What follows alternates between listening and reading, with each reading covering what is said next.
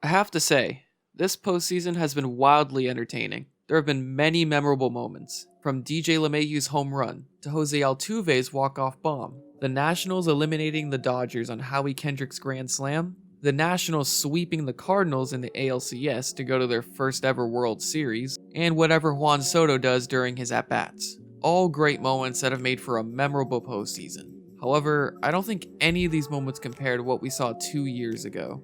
October 29th, 2017, Houston, Texas. With the series tied 2-2, two 100-win teams face off in a crucial Game 5. Led by an exciting young core, the Houston Astros host the Los Angeles Dodgers, as the Astros are looking for their first championship, and the Dodgers are looking for their first championship since 1988. I just want to show the final play of the game to get a sense of what we are dealing with. 2 on, 2 out, 10th inning. That's in the air to left. Here comes Fisher. Throw by Ethier.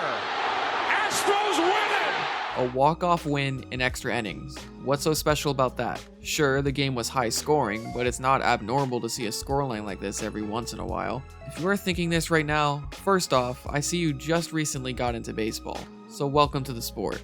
Or you just stumbled across this video, even though you don't care about baseball. In that case, welcome to the channel, and thank you to the YouTube algorithm for bringing us together. Well, the point I'm trying to make is that there is so much more to this game. The drama kept fans on the edge of their seats. I'm not an Astros fan, and I'm certainly not a Dodgers fan, so I can only imagine what this game was like for them. So I want to take a look back at this game so we can appreciate the greatness that occurred that night.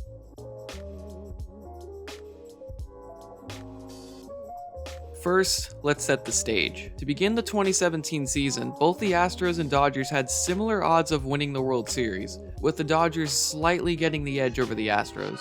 So who were the main title favorites? Those teams were the Cubs, Indians, and the Red Sox. Some pretty good odds too, as all of these teams won their division en route to the playoffs. Why do I mention these teams? Well, to establish the fact that the Astros and Dodgers were not the main favorites to make the World Series. The Cubs, Indians, and Red Sox were all young teams full of stars, hence why we got the matchup we did in 2018. The Astros and Dodgers had to go through these teams in the playoffs to eventually face each other in a very unlikely matchup. In the American League, the Indians lost to the Yankees and the Astros beat the Red Sox in 4 games. The Yankees would then lose to the Astros in a tightly contested series. I guess history is destined to repeat itself. In the National League, the Dodgers had an easier path, but they made the most of it by displaying their dominance that they showed in their 104-win regular season. The Dodgers swept the Diamondbacks in the ALDS, on their way to face arguably the title favorite, the Chicago Cubs. Well, odds clearly meant nothing to the Dodgers as they beat the Cubs in 5 games. The stage was set for an exciting yet unforeseen World Series matchup, with one team who had just displayed a path of dominance and another team who had endured a lot but overcame the odds in the end. Now that we understand the paths of these two teams to get to the World Series, let's look at the key players that made it happen. Let's start with the Dodgers. The Dodgers had a young lineup during the season. This is the season that Justin Turner decided to become an all-star. He was the best hitter for the Dodgers as he had a stat line of 322, 415, and 530. Surrounding him was Rookie of the Year winner Cody Bellinger, pre-injury Corey Seager, breakout star Chris Taylor, veteran Chase Utley, and power hitters Yasiel Puig and Yasmani Grandal. While the lineup is impressive, the real key to this team's success was the pitchers. Let me just list the pitchers that were on this team. Clayton Kershaw, Kenta Maeda, Yu Darvish, Alex Wood, Rich Hill, Brandon McCarthy, Hyun Jin Ryu, and Kenley Jansen. This team ranked 2nd in the league in ERA, 3rd in ERA+, 5th in strikeouts, 2nd least earned runs allowed, 2nd least walks, and 1st in whip. So basically, this pitching staff was elite, arguably the best next to the Cleveland Indians. This team was well prepared for a World Series run. Now time to look at the Houston Astros.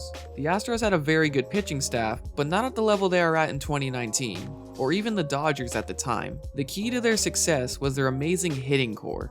This team was led by the AL MVP Jose Altuve. During the season, he hit a slash line of 346, 410, and 547. Surrounding him in the infield were young guys in Carlos Correa and Alex Bregman. There were also many good veterans like Josh Reddick, Carlos Beltran, Brian McCann, Marwin Gonzalez, and George Springer. So we have two teams with two different sets of strengths, but with little to no weaknesses. Both are in some form of a championship drought, only heightening the stakes of the series. Alright, I've been talking for about 5 minutes, so let's head to the game. The two starters for this game, only the two best pitchers on each respective team, Clayton Kershaw and Dallas Keuchel. Everyone expected a pitching duel. That's not what happened at all. In the top of the first, Logan Forsythe hit a 2-run single, and then later in the inning, Yuri Gurriel committed an error that allowed a 3rd run to come in. So in a tied series, the Dodgers were able to gain a commanding early lead. It actually lasted for a few innings. The next few innings contained some great pitching from both teams.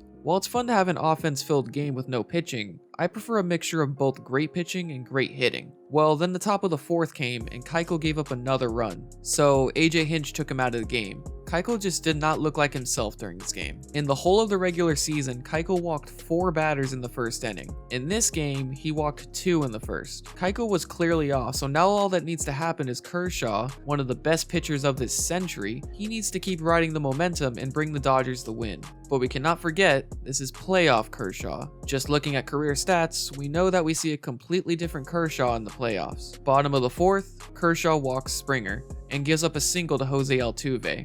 Now we have Carlos Correa at the plate. He hits a double that drives in Springer. Alright, not good. We all know that the first pitch dictates the rest of the at-bat. So Kershaw just needs to throw a fastball, probably on the outside corner. Oh, that was hit pretty hard. Okay, now it's tied. Well, that's playoff Kershaw. Now the game is tied. Just like that, now we have a game. We are ready for the second half of this game.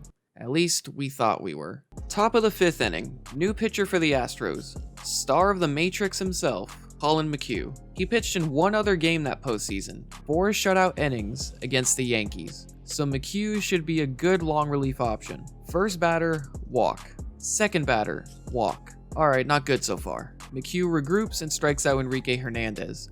Now we have Cody Bellinger. Just don't hang a breaking ball and we should be good. Oh, look what he does. Bellinger got just enough of it, and now it's a 3-run game once again. McHugh would put out the next 2 batters. There was 1 hit in this entire half inning, and now the Dodgers have a 3-run lead. To the bottom of the 5th, for some reason Dave Roberts sticks with Clayton Kershaw. It seemed to pay off initially as he got the first 2 batters out, but then he walks the next 2. Roberts saw enough and brought in Kenta Maeda. Before this game, Maeda pitched 5 innings during the postseason and gave up no hits, so seemingly a nice long relief option. The first batter he faces, Jose Altuve. It was a tense at-bat. Maeda threw 6 straight sliders, but his 7th pitch was a fastball middle in, and Altuve crushes it to left center field. And once again, we have a tied game. It has only been 5 innings. The teams decided to calm down in the 6th inning. The top of the 6th ended on a strikeout, granted it might have been off the plate, and the bottom of the inning ended on a ground out. Now we have the 7th inning. To lead off the inning, Justin Turner hits a long double. Hernandez tries to bunt Turner over, but the bunt was too strong. Now we have Cody Bellinger, clearly the hot hitter for the Dodgers. Maybe the team should go to the bullpen and get a lefty. You know, a favorable matchup. What happens instead? Bellinger hits a triple off some bad defense from George Springer, and now the Dodgers are up a run. Nothing happens for the rest of the half inning. Now, the bottom of the 7th. Brandon Morrow is brought in to pitch. Not a bad option, he pitched well enough in the previous games he was in. Well, it didn't matter because George Springer, looking to make amends from the last inning, crushed a first pitch fastball 448 feet from home plate. The game is tied once again. How many lead changes is that so far? 5. There have been 5 lead changes so far, the majority of them being home runs. Next pitch Morrow throws, he gives up a single. 2 pitches later, he gives up a double, and Bregman scores. 2 pitches later, he gives up a home run that narrowly goes into the stands. It is now 11-8.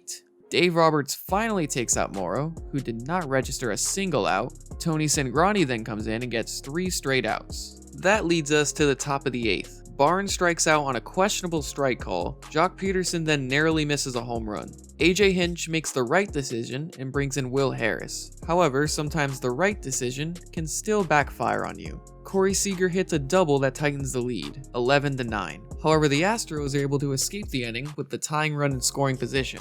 Cingrani continues to pitch the bottom half of the inning. He gives up a home run to Brian McCann. Well, at least Dave Roberts learns from his mistakes and brings in Ross Stripling right after, who manages to end the inning with no more damage. Alright, now it's the top of the 9th. First batter, Cody Bellinger. He walks him. Honestly, this could be a blessing in disguise as Bellinger was crushing Astros pitching.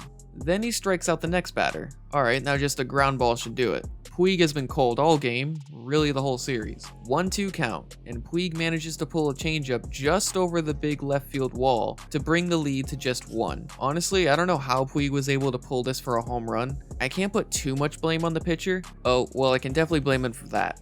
And that too. He just wasn't throwing the off-speed pitches very well. And just like that, we have a tied game once again.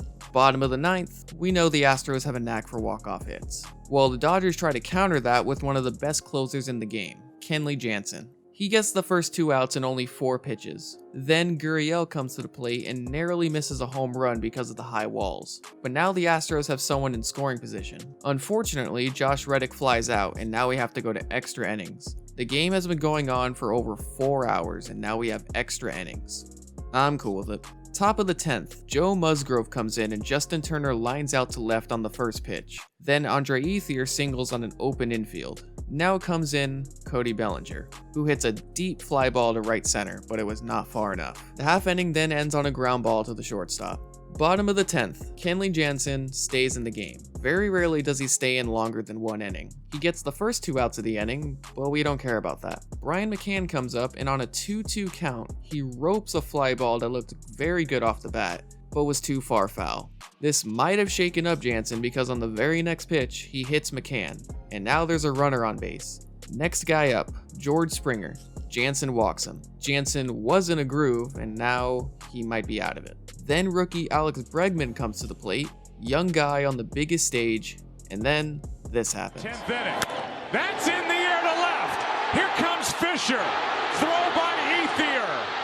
Astros win it! It's finally over. 5 hours and 17 minutes since the first pitch. 25 runs had been scored, and the game was finally over. I'm sure Rob Manfred was very conflicted on how to feel about this game. However, fans, other than Dodgers fans, were very happy with this game. This series in general is regarded as one of the best in modern World Series history, but I think this game has to be regarded as the craziest. Look at this chart. Look how much the win probability changed throughout the game. This is not normal. Nothing about this game was normal, except for the umpires missing the strike zone. Watching the highlights from this game is always reminiscent to me. It makes me realize we are in a great age of baseball. This postseason has reassured me that idea. Big moments happen all the time, but very rarely do you get a game like this, where every at-bat keeps you at the edge of your seat, in anticipation of what's going to happen. This is why I call this game the craziest game of the modern era.